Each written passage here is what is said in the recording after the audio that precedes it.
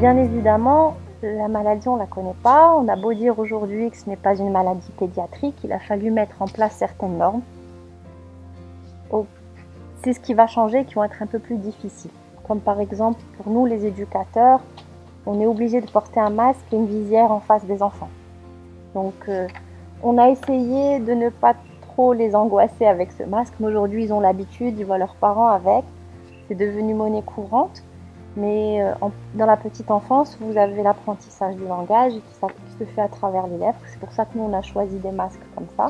Et beaucoup de structures, comme je fais partie de l'association des crèches privées du Maroc, ont choisi ce genre de masque. On en a discuté entre nous avant même d'avoir le guide sanitaire du ministère de l'Éducation.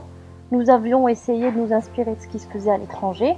On avait préparé une espèce de brouillon de guide sanitaire afin d'accueillir les enfants, parce qu'on pensait réouvrir au mois de juin, à la fin du confinement. On désinfecte tout maintenant avant de rentrer. Donc il y a la prise de température à l'entrée pour tous les adultes et les enfants. On demande aux parents de garder leurs enfants chez eux malades. Aujourd'hui, c'est tolérance zéro avec la fièvre, par exemple. Alors qu'avant, un enfant pouvait faire de la fièvre, on appelait le parent, on donnait un Doliprane, ça peut être juste une poussée dentaire. Aujourd'hui, s'il y a 37,8, on appelle le parent et récupère son enfant. Il y a une salle d'isolement qui est mise en place. Si un enfant est fiévreux, c'est imposé aussi par le ministère.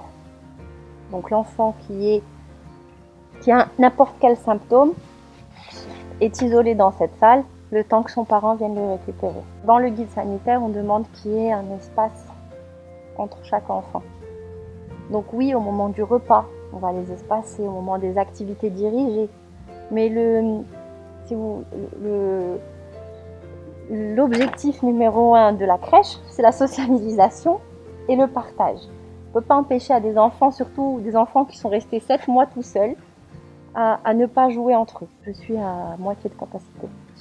Bon, déjà, par rapport aux normes d'accueil, on ne pouvait pas accueillir 100% de la capacité. Sinon, il aurait fallu faire matin, après-midi. Mais là, je suis à un tiers de remplissage. Voilà. Et je pense qu'il y a d'autres crèches dans ce cas-là.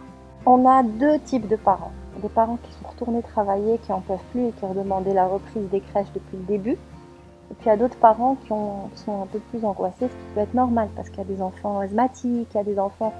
Et malheureusement, même si aujourd'hui on sait, il y a beaucoup d'études où on dit que ce n'est pas une maladie pédiatrique, on n'a pas réellement de données sur ce virus. Les gens ont besoin de reprendre confiance, ont besoin de voir comment ça se passe, ont besoin de reprendre confiance dans les crèches, de voir comment évolue un peu cette maladie.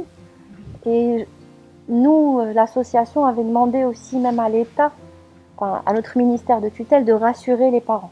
On a besoin d'avoir un appui institutionnel pour rassurer les parents et revenir à la crèche.